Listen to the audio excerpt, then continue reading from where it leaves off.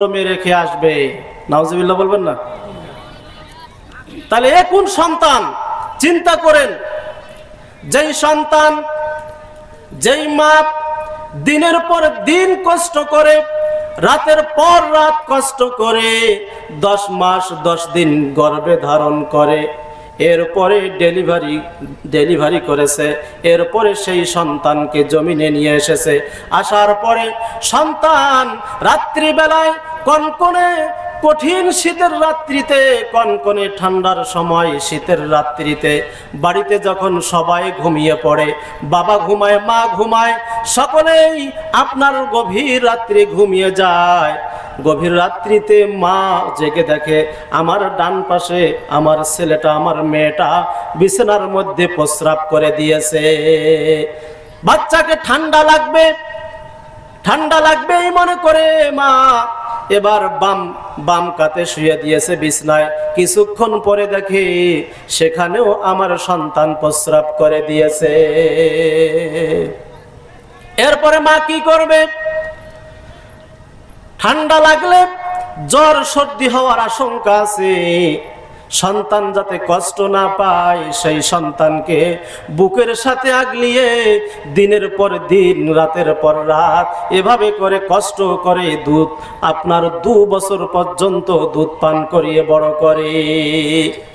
সম্মানিত উপস্থিতি, সেই সন্তান বড় হওয়ার পরে, চাকরি করার পরে, লক্ষ লক্ষ টাকা খরচ করে মানুষ করে লেখাপড়া করিয়ে বিদেশে পাঠিয়ে, এরপরে সেই সন্তান যদি বাবা মাকে না চেনে, সেই সন্তান যদি বৃদ্ধা মাকে, অন্ধ মাকে নদীর পাড়ে বসিয়ে বলে মা তুমি এখানে থাকো আমি আসতেছি, আর ওই সিরকুটের মধ্যে লিখে দেয় যে আমার মাকে যে পাবে দয়া করে বৃদ্ধাশ্রমে রেখে আসবে, এর চেয়ে হতভাগা, এর চেয়ে কপাল পোড়া সন্তান এই দুনিয়াতে আর থাকতে পারে না।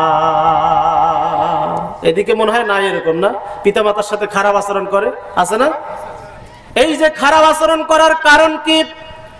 কারণ হচ্ছে ছেলে মেয়েকে লেখাপড়া শিখিয়ে মাস্টার ডিগ্রি পাশ করিয়ে বিসিএস ক্যাডার বানিয়ে, আপনার বিসিএস ক্যাডার বানিয়েছে, কিন্তু ওই সন্তান জানাজার সালাত আদায় করতে হবে এইটা শিক্ষা করে নাই। তাই তো ডক্টর শহীদুল্লাহ বলেছিলেন তোমরা যতই বিদেশ থেকে, লন্ডন থেকে বিটকেস ভর্তি করে আপনার ডিগ্রি নিয়ে আসো না কেন, তবে যদি তোমাদের কারো এই কোরআনের জ্ঞান যদি না থাকে, এই কোরআনের জ্ঞান যদি তোমাদের না থাকে, তবে তোমরা পণ্ডিত কিন্তু মূর্খ পণ্ডিত। কি পণ্ডিত? মূর্খ পণ্ডিত। ছেলে মেয়েকে আজকে লেখাপড়া করাচ্ছেন ঠিক আছে, কিন্তু দ্বীনি শিক্ষা না দেওয়ার কারণে আপনার ওই সন্তান একদিন আপনাকে বৃদ্ধাশ্রমে রেখে আসবে। শুধু তাই নয়, আমাদের এলাকায় এরকম ঘটনা ঘটেছে, আপনার বাবার কাছে নেশার টাকা চেয়েছে, নেশা খাওয়ার টাকা না পাওয়ার কারণে ইট দিয়ে বাবার মাথা থেতলিয়ে আপনার বাবাকে হত্যা করে ফেলেছে। নাউজুবিল্লাহ বলবেন না? দেখছেন কত বড় পাষাণ হলে এরকম করে? শুধু এটা একটা দুইটা ঘটনা বললাম, বাংলাদেশে এরকম অসংখ্য ঘটনা আছে।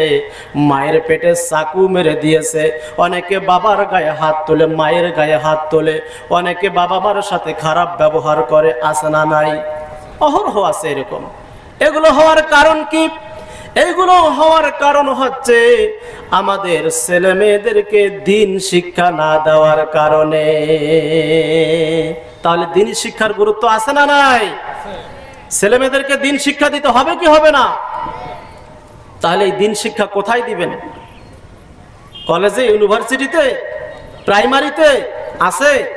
কিছুদিন আগে আপনারা জানেন গানের টিচার নিয়োগ দেওয়ার জন্য আপনার ষড়যন্ত্র করা হচ্ছে, আর এদিকে মানববন্ধন মিছিল কত কিছু দাবি করার পরেও একটা ধর্মীয় শিক্ষক নিয়োগ দেয় না।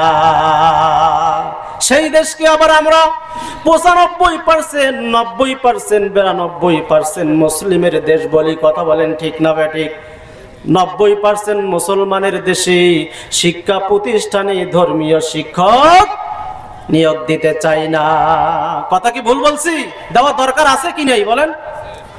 আমরা বলতেছি না আপনার সন্তানকে ডাক্তার বানান না, ইঞ্জিনিয়ার বানান না, আমরা এটা বলছি না। আমরা বলছি আপনার সন্তানকে ডাক্তার বানান, আপনার সন্তানকে ইঞ্জিনিয়ার বানান, কোনো সমস্যা নাই, তবে শুরুতে ধর্মীয় জ্ঞান তাকে আগে দেন।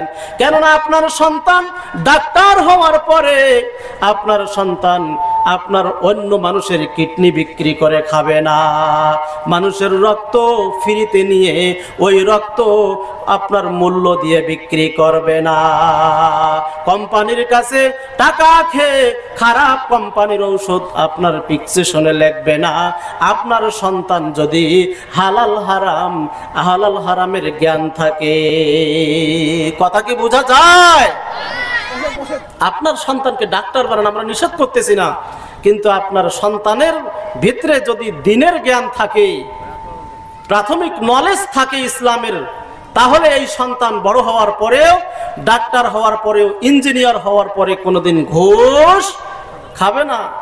যখন সে রাস্তার আপনার দেখাশোনার জন্য যাবে ওই ইঞ্জিনিয়ার, তখন ওই ইঞ্জিনিয়ার আপনার ঘুষ খাবে না, তখন ওই রাস্তার কাজটা সলিড হবে কি হবে না? আর যদি ইঞ্জিনিয়ার আসার আগেই আপনার ওই কাজীপাড়া বা বিরলে দেখা করে চায়ের দোকানে বসে আপনি এরকম বান্ডিল যদি ধরিয়ে দেন, বান্ডিল ধরিয়ে যদি বিদায় দেন, আর ওইদিকে ইঞ্জিনিয়ার কলম মেরে দেয়, তাহলে কি ওই রাস্তার কাজ খারাপ হবে কি হবে না? আর আপনার ওই সন্তানটা যদি ছোটবেলায় দ্বীনের জ্ঞান শিক্ষা দিতেন, ধর্মীয় জ্ঞান যদি তার মধ্যে থাকতো, সে যদি জানতো এই কাজটা করা হারাম এবং এই চাকরি করে যে আমি মুনাফা বেতন পাই, এই টাকা দিয়ে আমি খাবো, আমার ছেলে মেয়ে লেখাপড়া করাবো, মানুষ করাবো, তারাও খাবে, আমার বাবা মাও এখান থেকে খাবে, অতএব আমার এই ইনকামটা হালাল হতে হবে।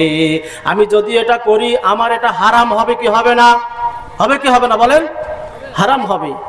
এটা যদি সে বুঝে তাহলে সে কখনোই সুদ ঘুষ খাবে না। এই জন্য সন্তানকে শুরুতেই দ্বীনের জ্ঞান শিক্ষা দেওয়ার দরকার আছে না নাই? সম্মানিত উপস্থিতি, আমি আলোচনার বিষয় নিয়েছিলাম আদর্শ সমাজ বিনির্মাণে নারীদের দ্বীন শিক্ষার গুরুত্ব ও ফজিলত।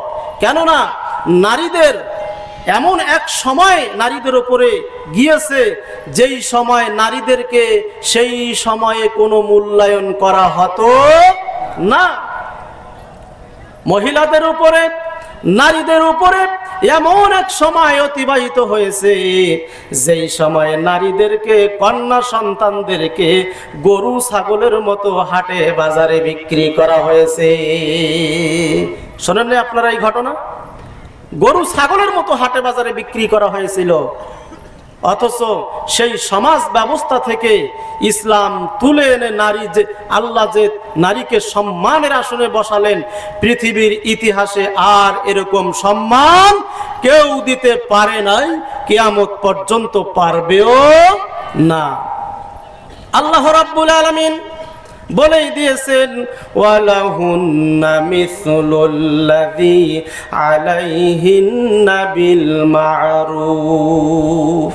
আল্লাহ রাব্বুল আলামিন বলেন, তোমাদের স্ত্রীদের উপরও তোমাদের যেমন হক রয়েছে, তোমাদের উপরও তোমাদের স্ত্রীদের তেমন হক রয়েছে। আল্লাহ নারী পুরুষকে সমান অধিকার দিয়া দিলেন। সুবহানাল্লাহ, এর নাম ইসলাম। অথচ এমন এক সময় নারীদের উপরে অতিবাহিত হয়েছিল যেই সময় কন্যা সন্তান জন্মগ্রহণ করার সাথে সাথে সেই কন্যার পিতা মাতার মুখখানা মলিন হয়ে যেত।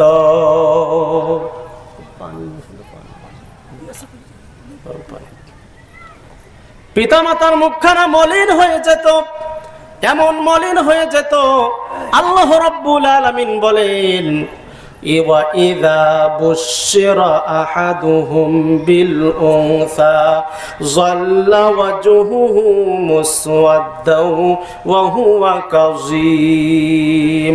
আল্লাহ রাব্বুল আলামিন বলেন, যদি তাদের কারো ঘরে কন্যা সন্তান জন্মগ্রহণ করত, আর সেই কন্যার পিতা যদি এই খবর পেত, তাকে যদি এই সংবাদ দেওয়া হতো যে তোমার ঘরে কন্যা সন্তান জন্মগ্রহণ করেছে, সঙ্গে সঙ্গে ওই কন্যা সন্তানের পিতার মুখখানা এমন ভাবে মলিন হয়ে যেত,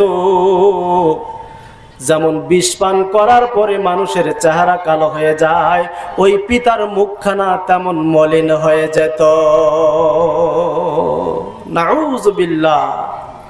এমন এক সময় ছিল যে কন্যা সন্তান যদি কারো ঘরে জন্মগ্রহণ করে, তাহলে সেই কন্যা সন্তানকে কিভাবে হত্যা করা যায়, কিভাবে খুন করা যায়, এই চিন্তা ভাবনায় মগ্ন থাকতো। বলেন নাউযুবিল্লাহ।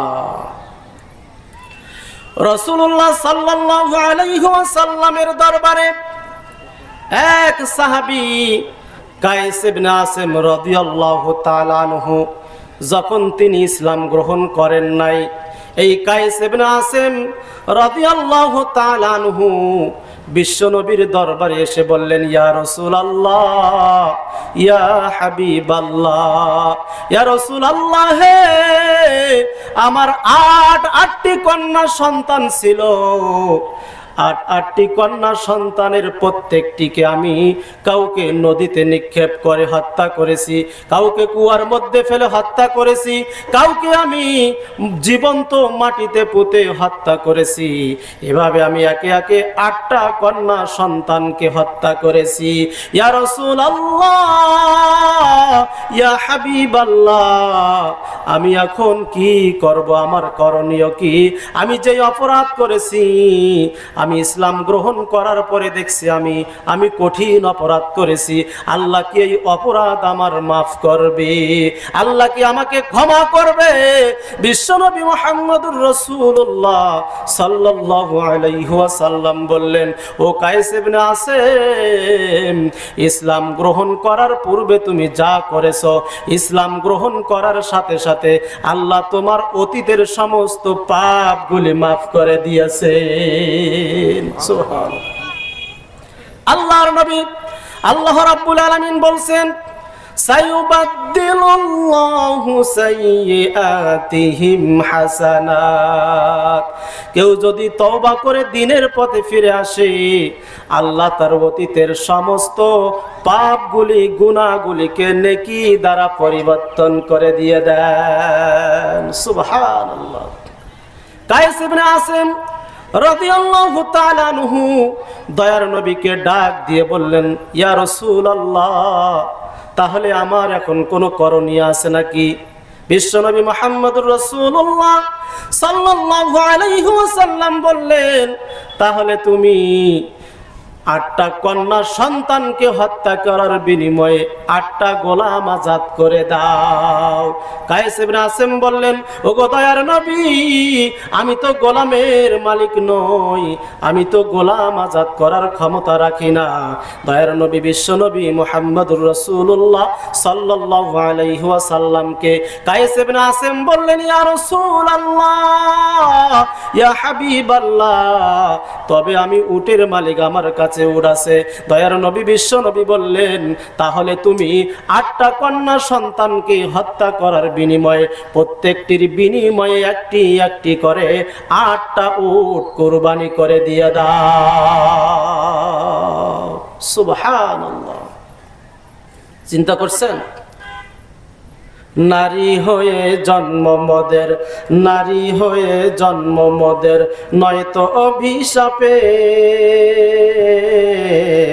কেন তবে কষ্ট দেব শ্রদ্ধেয় বাপ মাকে। নারী হয়ে জন্ম মোদের, নয়তো অভিশাপে, কেন তবে কষ্ট দেব শ্রদ্ধেয় বাপ মাকে। বিয়ের কথা বলতে গেলে, বিয়ের কথা বলতে গেলে যৌতুক বাঁধে আগে,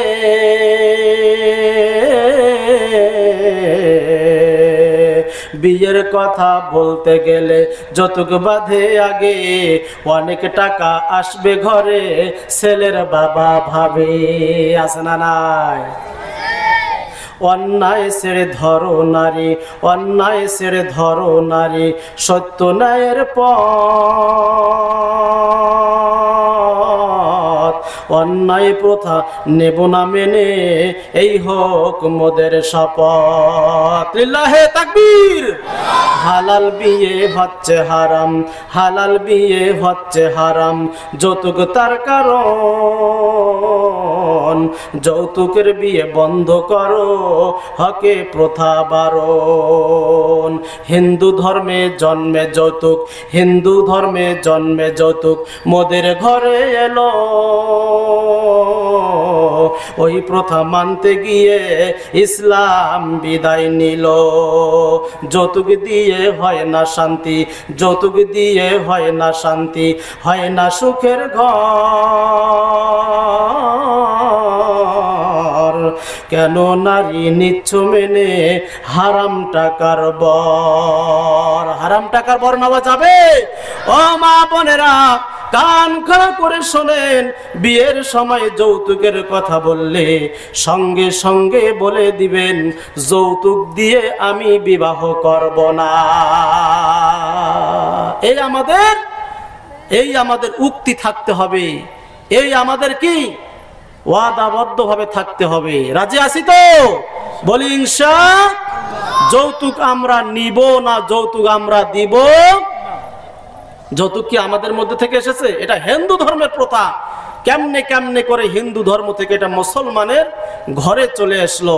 সম্মানিত উপস্থিতি, কায়েস ইবনে আসিম রাদিয়াল্লাহু তাআলা আনহু নিজ হাতে 8টা কন্যা সন্তানকে সে ইসলাম গ্রহণ করার আগে সে হত্যা করেছিল। তাহলে চিন্তা করুন, নারীদের উপরে এমন একটি সময় অতিবাহিত হয়েছে যেই সময় নারীদেরকে কন্যা সন্তান জন্ম হলে তাকে আপনার পিতারা নিজ হাতে হত্যা করে ফেলতো। বলেন নাউযুবিল্লাহ।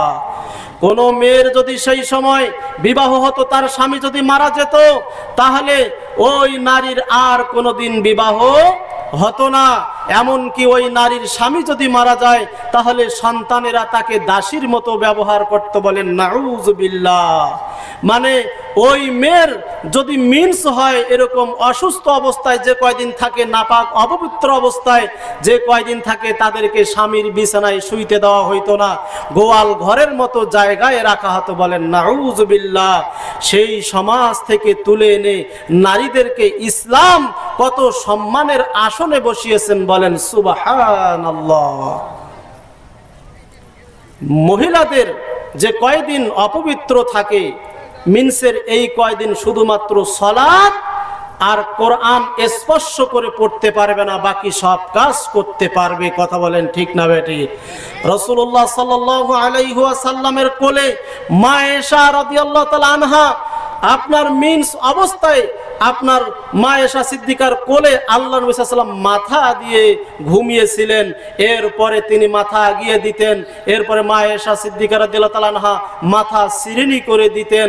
আপনার সব কাজ করা যাবে, শুধু 2টা কাজ করা যাবে না। কি? 1 নম্বর, কোরআন স্পর্শ করে পড়া যাবে না। 2, আপনার সালাত আদায় করা যাবে দন্তান্বয়াকারে না। অথচ সেই সময় এরকম নারীদের উপরে অসংখ্য জুলুম নির্যাতন করা হয়েছে। বলেন নাউযুবিল্লাহ। আজকে সেই নারীদেরকে কত সম্মান দেওয়া হলো, অথচ আজকে সেই নারীরা আবার সেই জামানার দিকে চলে যাচ্ছে। দিন শিক্ষা না করার কারণে আজকে যদি আমাদের মেয়েদেরকে দিনী শিক্ষায় শিক্ষিত না করি, তাহলে আমাদের সমাজ আজকে আবার ওই দিকে চলে যাবে। আমরা কি চাই সেদিকে যাক? আমরা কি চাই বলেন? কোশ্চিন কালেও চাই না। সেই জাহেলি যুগের জামানার চেয়েও এখন বর্তমান যে ভয়ঙ্কর দৃশ্য আমাদের সামনে আসতেছে, আমরা যদি এই পদক্ষেপ না নেই, আমাদের ছেলে মেয়েদেরকে যদি দ্বীনি শিক্ষায় শিক্ষিত না করি, তাহলে সেই দিন আবার কিন্তু আমাদের সামনে আসতেছে। তার জন্য আমাদের প্রস্তুত থাকতে হবে। কথা বলেন ঠিক না বেটি? এজন্য আমাদের কি করতে হবে? আমাদের মেয়েদেরকে দ্বীনি শিক্ষায় শিক্ষিত করতে হবে। আমরা রাজি আছি তো? বলেন ইনশাআল্লাহ। অনেকে কন্যা সন্তান হলে এখনো আমাদের সমাজের মানুষ মন খারাপ করে। মন খারাপ করা যাবে? বলেন। হযরত আনাস রাদিয়াল্লাহু তাআলা আনহু থেকে একটি হাদিস বর্ণিত হয়েছে, তিনি বলেন রাসূলুল্লাহ সাল্লাল্লাহু আলাইহি ওয়াসাল্লাম বলেছেন, মান আলা জারিয়াতাইনি হাত্তা তাবলুগা জাআ ইয়াউমাল কিয়ামাহ আনা ওয়া হুয়া ওয়া দাম্মা আসাবিআ। দয়ার নবী, বিশ্ব নবী মুহাম্মদুর রাসূলুল্লাহ সাল্লাল্লাহু আলাইহি ওয়াসাল্লাম বলেন, যে ব্যক্তির দুইটা কন্যা সন্তান হবে এবং সেই দুইটা কন্যা সন্তানকে সে আদর্শ শিক্ষায় শিক্ষিত করবে, তাদেরকে শিষ্টাচার শিক্ষা দিবে, তাদেরকে সুশিক্ষায় শিক্ষিত করে বড় করবে, দয়ার নবী বিশ্ব নবী মুহাম্মদুর রাসূলুল্লাহ সাল্লাল্লাহু আলাইহি ওয়াসাল্লাম বলেন, ওই কন্যা সন্তানের পিতা এবং আমি জান্নাতের মধ্যে এভাবে থাকব। দয়ার নবী বললেন, আঙ্গুল দুইটা এইভাবে একত্র করে বললেন, আমি এবং ওই কন্যা সন্তানের পিতা আমি জান্নাতে এইভাবে থাকব। বলেন সুবহানাল্লাহ। আরেক হাদিসে এসেছে রাসূলুল্লাহ সাল্লাল্লাহু আলাইহি ওয়াসাল্লাম বলেছেন, যেই ব্যক্তির তিনটা কন্যা সন্তান থাকবে, তিনটা কন্যা সন্তানকে লালন পালন করে বড় করবে, অথবা কোনো ভাই যদি তার তিনটা বোনকে লালন পালন করে বড় করে, তাদেরকে আদব শিষ্টাচারে শিক্ষা দেয়, দয়ার নবী বলেন, আওজাবাল্লাহু লাহুল জান্নাহ, আল্লাহ তার জন্য জান্নাত ওয়াজিব করে দেন। সুবহানাল্লাহ। فقال رجل يا رسول الله صلى الله عليه وسلم, ওইখানে এক ব্যক্তি ছিলেন, সে দাঁড়িয়ে বলল, হে আল্লাহর নবী সাল্লাল্লাহু আলাইহি ওয়াসাল্লাম, ওয়া ইসনাতাইনি, কারো যদি দুইজন কন্যা সন্তান থাকে তাহলে তার জন্য কি জান্নাত ওয়াজিব হবে না? আল্লাহর নবী বললেন, ওয়া ইসনাতাইনি, যদি কারো দুইজন কন্যা সন্তানও থাকে আর সেই কন্যা সন্তানকে যদি লালন পালন করে শিষ্টাচার শিক্ষা দিয়ে যদি বড় করে একজন আদর্শ পাত্রের হাতে তুলে দেয়, তাহলে আওজাবাল্লাহু লাহুল জান্নাহ, তার জন্য আল্লাহ জান্নাতকে ওয়াজিব করে দিবেন। সুবহানাল্লাহ। আমরা কন্যা সন্তান জন্মগ্রহণ করলে মন খারাপ করি না? আছে না নাই এমন? একটা সন্তান, দুইটা কন্যা সন্তান হলে মন খারাপ করে, তিনটা হলে আরো মন খারাপ করে, চারটা হলে আরো মন খারাপ করে, আছে না নাই? অথচ দয়ার নবী বিশ্ব নবী মুহাম্মদুর রাসূলুল্লাহ সাল্লাল্লাহু আলাইহি ওয়াসাল্লাম বলছেন, কন্যা সন্তান যার ঘরে জন্মগ্রহণ করবে সে ভাগ্যবান, সেই ঘরে রহমত বারাকা দিয়ে আল্লাহ পূর্ণ করে দিবেন। বলেন সুবহানাল্লাহ। তাহলে কন্যা সন্তান আল্লাহর পক্ষ থেকে নিয়ামত মনে করতে হবে, কন্যা সন্তান গজব মনে করা যাবে না, কন্যা সন্তানকে বরকত মনে করতে হবে। আল্লাহ যাকে চান তাকে কন্যা সন্তান দান করেন, আল্লাহ যাকে চান তাকে পুত্র সন্তান দান করেন। কন্যা সন্তান এবং পুত্র সন্তান দেওয়ার মালিক কে? আল্লাহ যাকে যেটা ভালো মনে করেন, যাকে যেটা আল্লাহ পছন্দ মনে করেন, আল্লাহ তাকে সেটা দেন। কথা বলেন ঠিক না বেঠিক? এটা কি কেউ দিতে পারে বলেন? কারো যে একটা সন্তানও নাই, ছেলেও নাই, মেয়ে নাই, সে বলছে আমার ছেলে হোক আর মেয়ে হোক একটা সন্তান যদি আল্লাহ আমাকে দিতেন আমি কত খুশি হতাম। আছে না নাই এরকম? আমাদের সমাজে অহরহ লোক এরকম আছে, তার ঘরে কোনো সন্তানই নাই। আপনাকে তো আল্লাহ মেয়ে সন্তান দিয়েছেন, দুইটা তিনটা দিয়েছে, তো মন খারাপ কেন?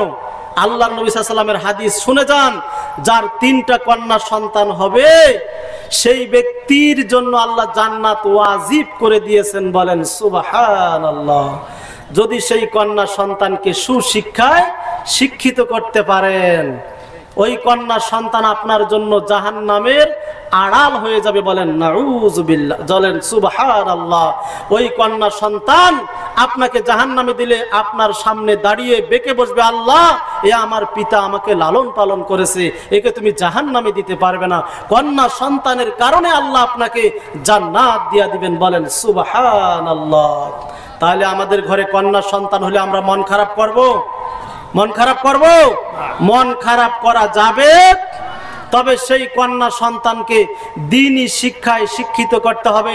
মাদ্রাসায় প্রাথমিক জ্ঞান মানে শিক্ষা করার পরে এরপরে আপনি ওই মেয়েকে ডাক্তার বানান, অন্য বড় বড় আপনি অন্য কিছু বানান, তাতে কোনো সমস্যা নাই, কিন্তু প্রাথমিক পর্যায়ে তাকে দ্বীন শিক্ষা দিতে হবে।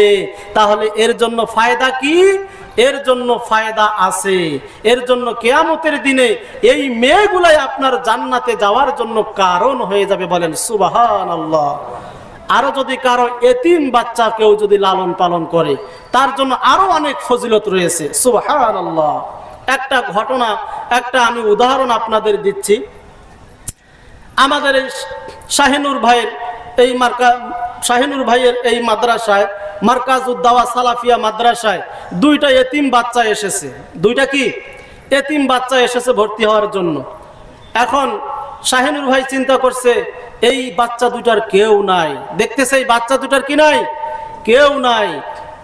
এখন এই বাচ্চা দুইটাকে লালন পালন করার জন্য, তার পিছনে খরচ বহন করার জন্য, কেননা একটা বাচ্চা আপনার কমপক্ষে তার পিছনে খরচ হয় আবাসিক ভাবে থাকলে কমসে কম 4,000 টাকা, ধরলাম 4,000, তাহলে দুইটা বাচ্চা 8,000 টাকা খরচ।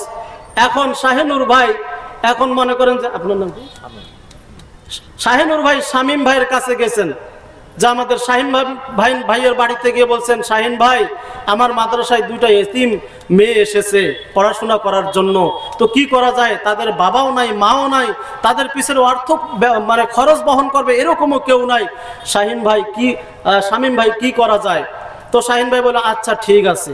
শাহিনুর ভাই বলল আপনি যদি এই কন্যা সন্তান দুইটাকে দেখাশোনা করেন, যদি আপনি খরচ বহন করেন, এদেরকে মানুষের মতো মানুষ যদি এরা এখানে হতে পারে, এরাই কাল কিয়ামতের ময়দানে আপনার জান্নাতে নিয়ে যাওয়ার জন্য জামিনদার হয়ে যাবে। বলেন সুবহানাল্লাহ। এবার এই মেয়ে দুটা শাহিনুর ভাইয়ের এই মাদ্রাসায় মানুষ হয়ে গেল, আপনার বড় হয়ে গেল, বিবাহ শাদী হয়ে গেল, স্বামীর সেবা যথাযথভাবে করলো, করার পরে তাদেরও সন্তান ছেলে মেয়ে হয়ে গেল। এক পর্যায়ে সেই মেয়ে দুটা মারা গেল। মনে করেন সেই মেয়েটা মারা গেল, মারা যাওয়ার পরে হাসরের ময়দানে হিসাব নিকাশ করার পরে আল্লাহ রব্বুল আলামিন তাকে জান্নাতি বলে ঘোষণা করবেন। ওই মেয়েটা নিজেকে জান্নাতি মনে করে এবার জান্নাতের দিকে দৌড় দিবে। আল্লাহ বলবেন থামো, কোথায় যাচ্ছ? মেয়েটি বলবে আমার তো জান্নাতের ঘোষণা হয়ে গেছে, আমি তো জান্নাতে দৌড়ে দিচ্ছি। আল্লাহ বলবেন দাঁড়াও দাঁড়াও দাঁড়াও, তুমি যে আজকে জান্নাতে যাচ্ছ, তুমি দুনিয়াতে যে আমল করেছো, যেই মাদ্রাসায় লেখাপড়া করেছো, যার কারণে তুমি দ্বীনি শিক্ষায় শিক্ষিতা হয়ে তুমি আমল করে আজকে তুমি জান্নাতি বলে সার্টিফিকেট প্রাপ্ত হয়েছো, যার কারণে জান্নাতে যাচ্ছ, সেই দিকে কি তোমার একটুকু খবর নাই?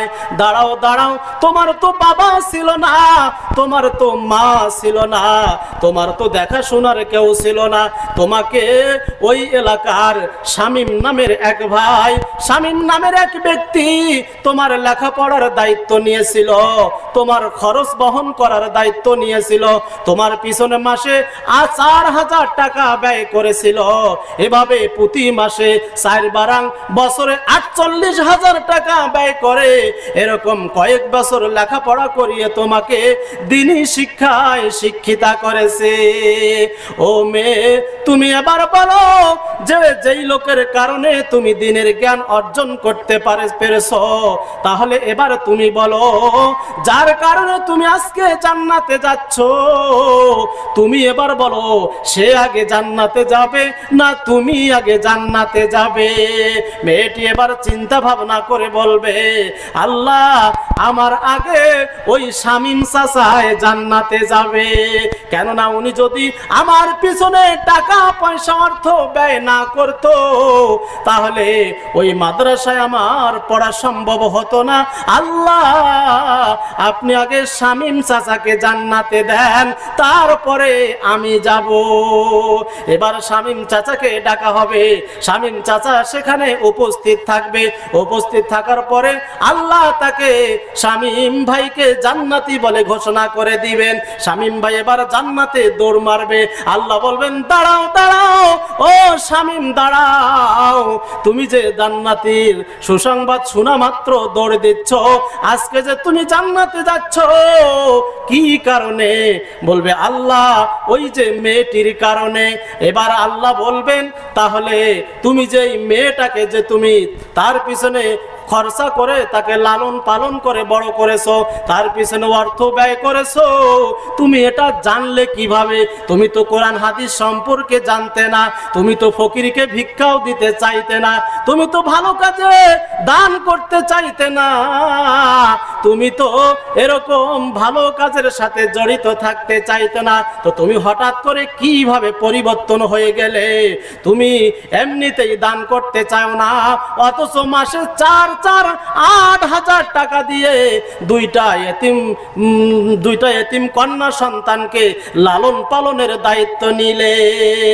তখন শামীম ভাই বলবে, আল্লাহ আমি তো জানতাম না ঠিকই, কিন্তু ওই মার্কাজুদ দাওয়া সালাফিয়া মাদ্রাসার প্রতিষ্ঠাতা পরিচালক শাহিনুর রহমান ভাই, শাহিনুর রহমান সে এসে আমাকে বলছে, যদি আমি দুইটা কন্যা সন্তান লালন পালন করি, এতিমের দেখাশোনা করি, তাহলে এর বিনিময়ে আল্লাহ আমাকে জান্নাত দিবেন।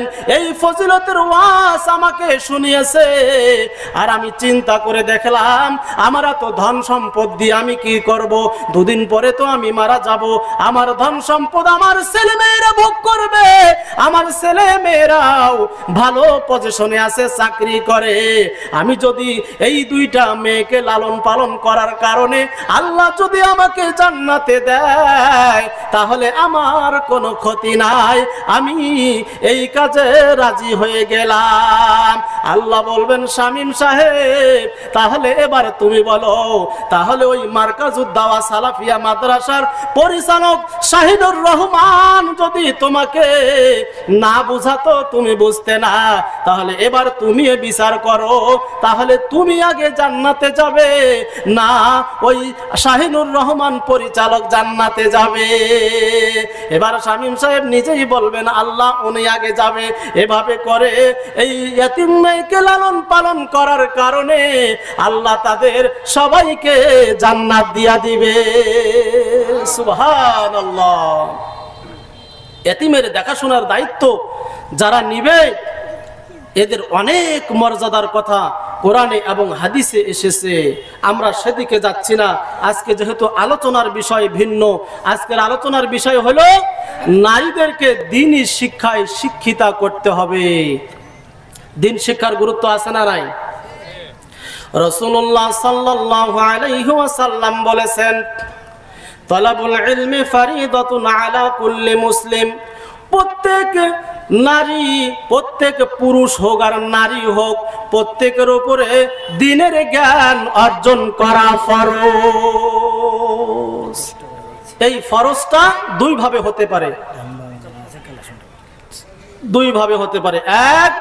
একটি হলো ফরজে আইন, একটি হলো ফরজে কেফায়া।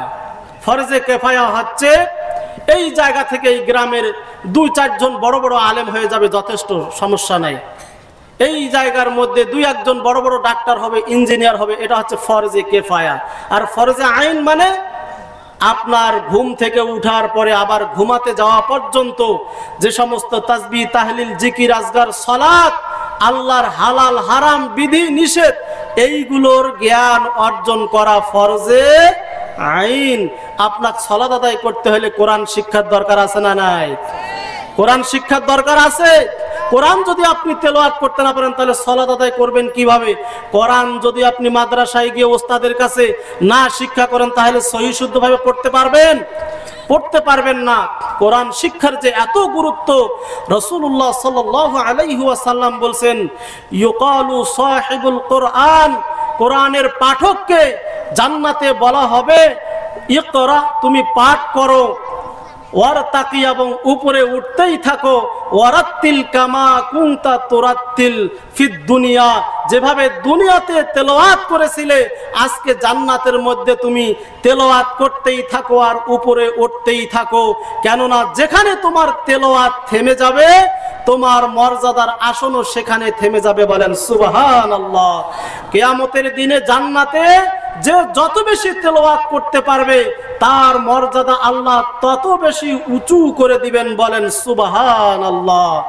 দয়ার নবী বিশ্ব নবী মুহাম্মদুর রাসূলুল্লাহ সাল্লাল্লাহু আলাইহি ওয়াসাল্লাম বলেছেন, মান খরাজা ফি তলাবিল ইলমি ফাহুয়া ফি সাবিলিল্লাহ হাত্তা ইয়ারজি, রাওয়াহু তিরমিজি।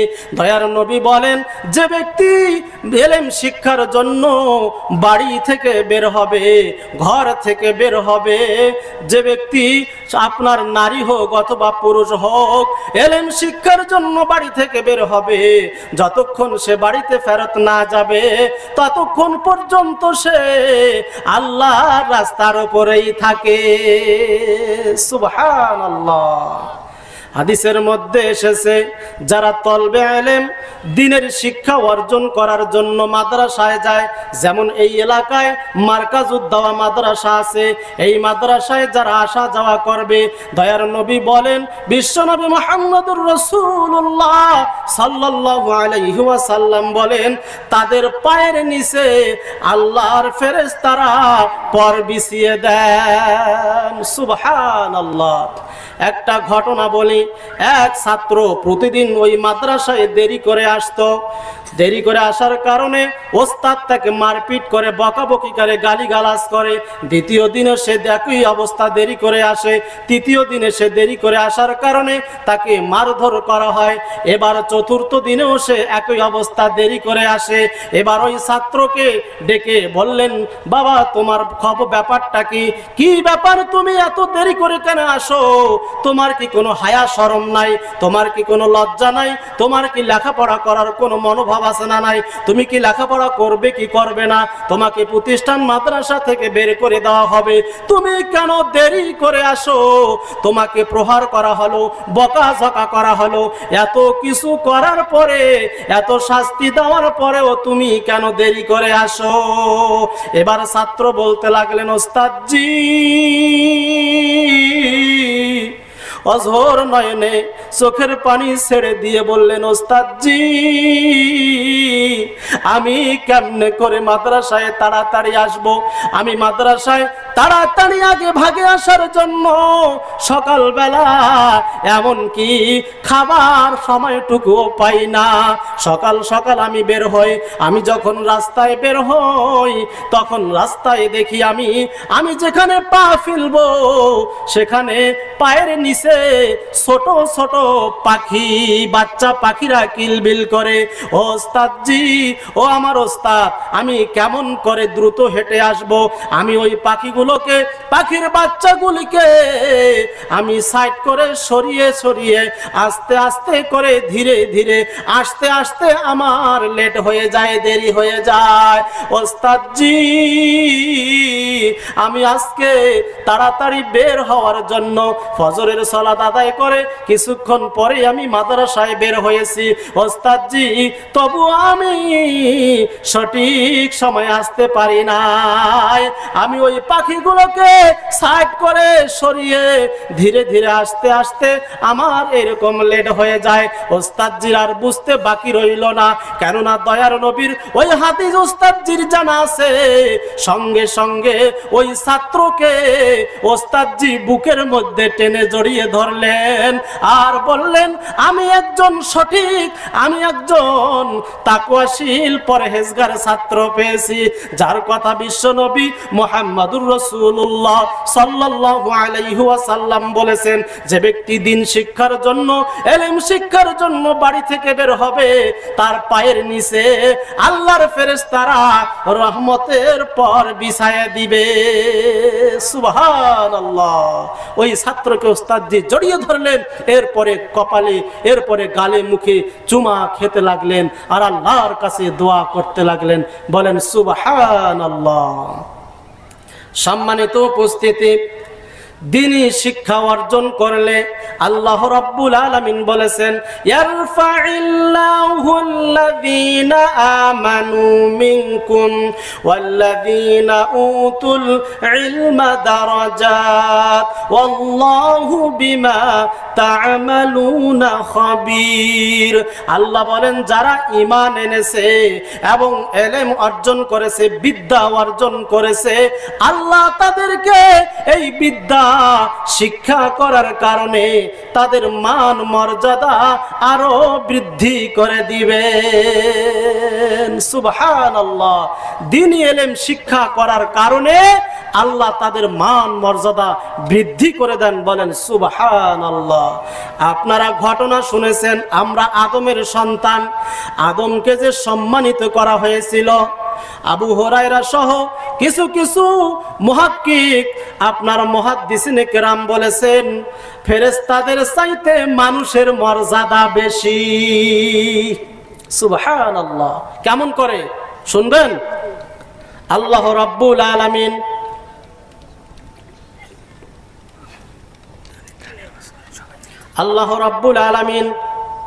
আদম আলাইহিস সালাতু ওয়াস সালামকে সৃষ্টি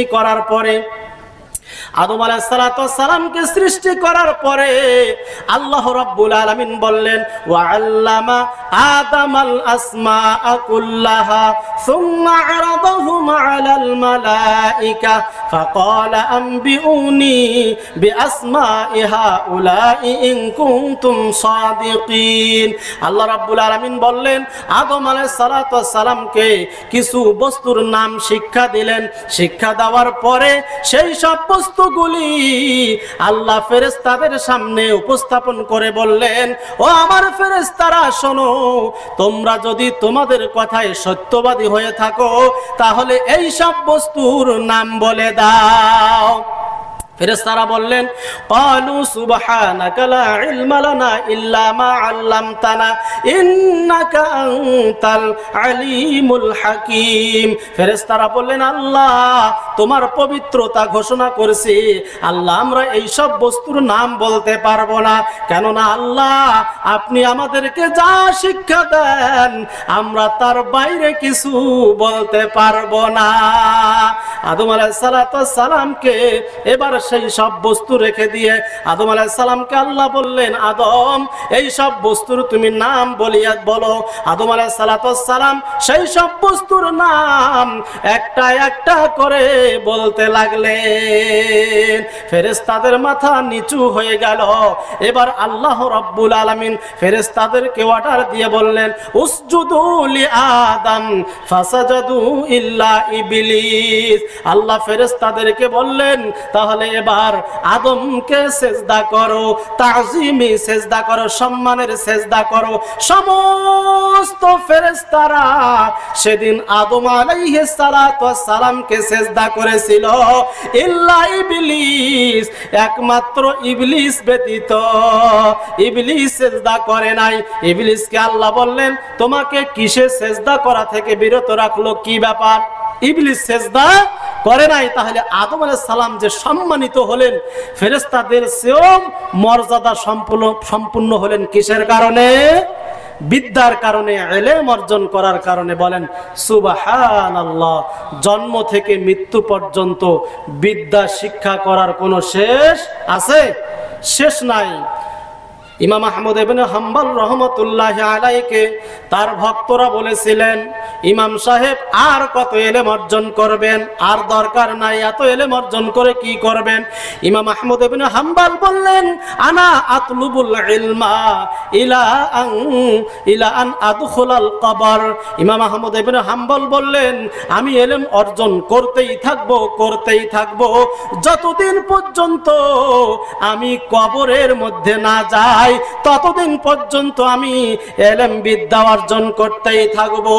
ইমাম বুখারী রাহমাতুল্লাহি আলাইহি বুখারীর মধ্যে একটা অধ্যায় রচনা করেছেন, আল ইলমু ক্বাবলাল কওলি ওয়াল আমাল। যে কোনো কথা, যে কোনো আমল করার পূর্বে হবে আগে বিদ্যা অর্জন করে নাও। বিদ্যা যদি অর্জন না করেন ওই কারেন্টের মধ্যে হাত দিলে আপনি মারা যাবেন। কিছুদিন আগে সোশ্যাল মিডিয়ায় দেখেছেন একটা ছোট্ট অবুঝ বালক বাচ্চা আপনার সেই বাড়ির মধ্যে সকেটের মধ্যে নিচে সকেট ছিল আঙ্গুল ঢুকিয়ে দিয়েছে, সঙ্গে সঙ্গে বিদ্যুৎ স্পৃষ্ট হয়ে বাচ্চাটি মারা গেছে। বাচ্চাটা যদি জানতো, বাচ্চার মাথায় যদি ওই জ্ঞান থাকতো, বাচ্চার মেধায় যদি ওই এলেম থাকতো, মেধা থাকতো যে এখানে এই কারেন্টের মধ্যে হাত দেওয়া যাবে না, বিদ্যুতের মধ্যে হাত দেওয়া যাবে না, তাহলে কোশ্চিন কালেও সেই বাচ্চা ওখানে হাত দিত না। দিত? তাহলে বিদ্যা এলেমের দরকার আছে না নাই? যে কোনো কাজ করার আগে, যে কোনো কথা বলার আগে বিদ্যা এলেমের দরকার আছে। এজন্য একটা প্রবাদ বাক্য আছে, জানার আগে আপনার মানার আগে জানো, বলার আগে জানো যে আসলে এটা আমি কি, এটা কি করতে চাচ্ছি, এই বিষয়ে জ্ঞান অর্জন করো। নচেত আপনি কি আপনার সমস্যা হলে, রোগ হলে আপনি কার কাছে যান? হুজুরের কাছে যান না ডাক্তারের কাছে যান? ডাক্তারের কাছে যান। বিল্ডিং নির্মাণ করতে হলে কার কাছে যান? যে জাননেওয়ালা, যে ইঞ্জিনিয়ার, বিল্ডিং সম্পর্কে যার অভিজ্ঞতা আছে আপনি তার কাছে যান। আপনি কিন্তু তখন ডাক্তারের কাছে যান না। তাহলে আপনার জ্ঞান অর্জন করার দরকার আছে না নাই? সবার জন্য সব জ্ঞান অর্জন করা সম্ভব নয়। কেউ ডাক্তার হবে, কেউ ইঞ্জিনিয়ার হবে, কেউ আপনার আলেম হবে, যে কোনো আপনার সাইট নিয়ে এসে পড়াশোনা করবে, কিন্তু প্রত্যেককেই দিনের জ্ঞান অর্জন করতে হবে। এটা ফরজে আইন। কতটুকু? যতটুকু তাকে চলার জন্য সকালবেলা ঘুম থেকে উঠা থেকে শুরু করে আবার ঘুমাতে যাওয়া পর্যন্ত যে সমস্ত জিকির আজগার তাসবিহ তাহলিল অর্থাৎ আল্লাহর ইবাদত করার জন্য যা দরকার, যেখানে যা দরকার সেই বিষয়ে ইলম অর্জন করা, এটা প্রত্যেক নর এবং নারীর উপরে আল্লাহ ফরজ করে দিয়েছেন। বলেন সুবহানাল্লাহ। তাহলে আমরা কি আশা করে বুঝতে পেরেছি দিনের জ্ঞান অর্জন করতে হবে? এর গুরুত্ব আছে না নাই বলেন? অবশ্যই অবশ্যই আছে। এলেম ছাড়া, আলেম হইলে আপনার এলেম ছাড়া আপনি যে কোনো কাজ করতে গেলে আপনি বিপদে পড়ার আশঙ্কা আছে না নাই? এলেম ছাড়া আলেম হইয়া বেদিনী কাজ কত কইরা, এলেম ছাড়া আলেম হইয়া বেদিনী কাজ কত কইরা, আমল করলাম সাই, আমার কি হবে উপায়, আমার কি হবে উপায়, আমার কি হবে উপায়। ডবেল কামেল ওস্তাদ আমি টিভি ছাড়ি নাই, আছে না নাই? ডবেল কামেল ওস্তাদ আমি টিভি ছাড়ি নাই, আবার ফতুয়া দিচ্ছে ভুড়ি ভুড়ি নিজের আমল নাই। এলেম ছাড়া আলেম হইয়া বেদিনী কাজ কত কইরা, এলেম ছাড়া আলেম হইয়া বেদিনী কাজ কত কইরা, আমল করলাম সাই, আমার কি হবে উপায়, আমার কি হবে উপায়, আমার কি হবে উপায়। লিল্লাহে তাকবীর। সম্মানিত উপস্থিতি, সময় যেহেতু কম, সংক্ষিপ্ত আকারে আমরা নারীদের জ্ঞান শিক্ষা করার গুরুত্ব এবং ফজিলত সম্পর্কে আলোচনা করলাম। সময় যেহেতু কম, একটা ছোট্ট উদাহরণ দেই। একটা সমুদ্রের মধ্যে একটা জাহাজে 5000 যাত্রী। কয় হাজার যাত্রী? 5000 যাত্রী। আপনার সেই জাহাজের নাবিক বলল, ঘোষণা দিয়ে, মাইকে ঘোষণা দিল, জাহাজের তলা ফেটে গেছে, এখন তোমরা কি করবে? নিজেদের জীবন রক্ষা করার জন্য আল্লাহর কাছে দোয়া করো, যে যা মন চায় করো, কিন্তু 5-6 মিনিটের মধ্যেই জাহাজ পানির নিচে তলিয়ে যাবে। এদিকে মানুষ এই খবর শোনার পরে চতুর্দিকে হই হুল্লোড় শুরু হয়ে গেল, চেঁচামেচি, চিৎকার শুরু হয়ে গেল। সকলে আল্লাহকে ডাকতে লাগলো, কেউ আল্লাহকে, কেউ গডকে, যে যেভাবে এরকম আপনার শুরু হয়ে গেল দৌড়ঝাঁপ। কি করা যায়? ইতিমধ্যে দেখতেছে এক যুবক সে আপনার কিতাব পড়তেছে। কি পড়তেছে? কিতাব পড়া নিয়ে সে ব্যস্ত। একজন বলছে, ভাই 5-6 মিনিটের মধ্যেই আপনার জাহাজ ডুবে যাবে, আর আপনি এখনো এই কিতাব নিয়ে পড়ে আছেন। তখন বলবে যে ওই আপনারও যা অবস্থা হবে আমারও তাই হবে, অতএব 2 মিনিট আমি আরো পড়ে নেই। তাহলে দেখেন, চিন্তা করেন শিক্ষার গুরুত্ব আছে না নাই? এজন্য যে কোনো মূল্যে আমাদেরকে বিদ্যা অর্জন করতেই হবে। এই জন্য আমরা রাজি আছি তো? দুহাত তুলে দেখাই লিল্লাহে তাকবীর। আমরা যারা যে পর্যন্ত এসেছি, বাকিরা আমরা আমাদের ছেলে মেয়েদেরকে দ্বীনি শিক্ষায় শিক্ষিত করব। আপনার আব্দুল্লাহ ইবনে মাসউদ রাদিয়াল্লাহু তাআলা আনহু বলেন, উগদু আলিমান, তোমরা আলেম হও, অথবা মুতাআল্লিমান, অথবা তলবে ইলম হও, কিন্তু ওয়ালা তাগদু ফীহিমা হিনা যালিক, এর দুইয়ের মধ্যবর্তী হয়ো না, অর্থাৎ মূর্খ থেকো না। তোমরা হয় আলেম হও, না হলে মুতাআল্লিম হও।